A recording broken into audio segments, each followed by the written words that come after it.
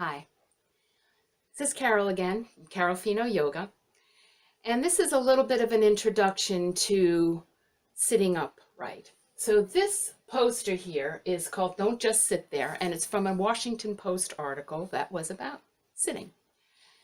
And I like this poster because it really shows you internally what's happening in your body when you sit with your shoulders rounded forward and your back curved. So your natural curves of the spine are kind of shown down here, which might be a little bit difficult to see, but I'm going to kind of point it out here. You want your spine to be making kind of an S curve where you come in and up. And let me just bring this in a little closer. So you can see that's a seated position with your spine in all its natural curves. This is your spine rounded. If this person's shoulders were lifted, there wouldn't be as much pressure on the heart. There wouldn't be a compression of the abdominal area and all your organs here. The other thing is the weight of the head. When you bring your head forward, it starts to bring more and more work. And if you just bring your head forward an inch or so, if you just let go, you would fall forward. And notice what's happening. If you let yourself fall forward a little bit, you'll feel that pull in the lower back and in the shoulders. It's not just the lower back, but the shoulders coming back.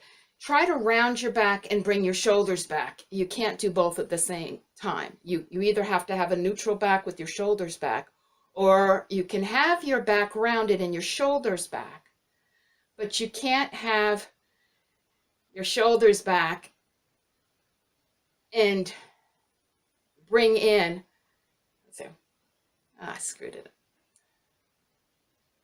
So you can't have bringing your shoulders back with the back rounded as easy, and you can't round your lower back and bring your shoulders back. So kind of when your lower back is in a bad position, first you have to come up and then you bring your shoulders back, then you can come up and you can work on it like that. Do little bits to bring your shoulders back into position.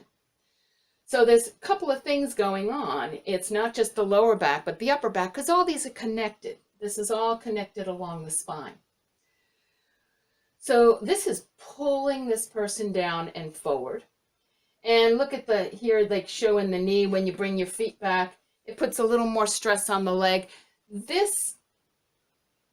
If you do this occasionally, if you're changing your leg position, but if you sit like this the whole time with this almost like a little squat without the alignment of the lower leg. So when you see someone like in India, they'll squat. People selling things will squat. They keep their back in neutral. Their hips come back and their knees are more in line with the ankle. When you go like this, it's putting more stress on those bones in the back of the leg. So that's not ideal for the body. It's not, like I say, occasionally sitting like that is not going to cause a problem. But if you sit for 8 hours like this is going to, over time, cause all of these problems. I'm not going to read the whole poster. I'm just going to tell you there's some organ damage, muscle deterioration, leg disorders, bad backs, and even trouble in the neck. Notice the position of the neck. The neck is really designed to be arched. It's not arched back a lot, but it's kind of more in a neutral. Neutral is it's straight, maybe with a slight arch, very slight arch back, but it's not this. This is a doable position, but it's a stretch for the back of the neck. It's not meant to be the way you hold your neck all the time, because first of all, as soon as you bring your chin down, it gets that forward motion. When the head comes down, the shoulders come down, the lower back comes down. When the head comes up, it's easier to bring the shoulders back and easier to bring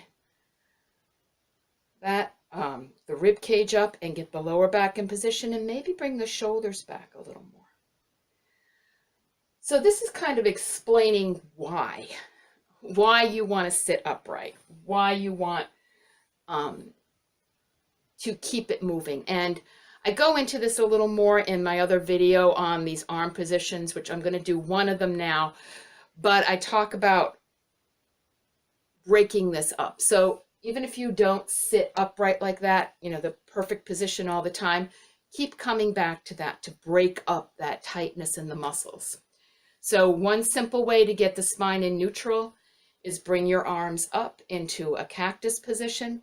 The more your elbows come in line with your shoulders, the more the upper back is getting in position. If your back is really rounded, you might have your arms forward. You start somewhere, and as you do it more and more, you might come up. Doesn't matter where you start, it's where you're headed.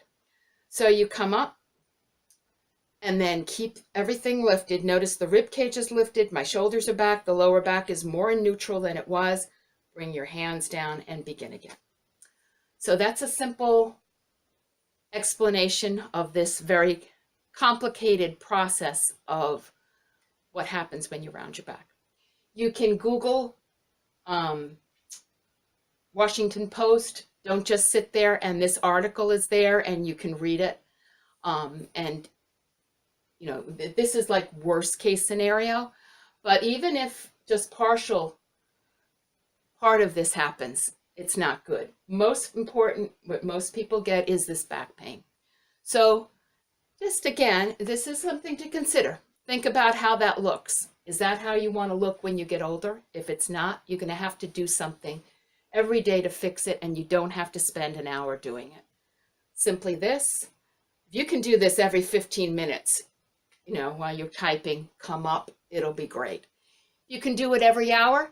It's better than what you're doing now. If you do it twice a day, just doing something rather than sitting here like this, and you don't have to spend a lot of time. You can certainly take yoga classes and all kinds of things that will help, but you have to start somewhere. And so I hope this gets you spurred on to starting here. So I hope you enjoyed this video, and hope you'll return for some more tips on how to sit correctly, or sit more comfortably for your body. More than correct, think about what feels good to you. Okay, and have a good day.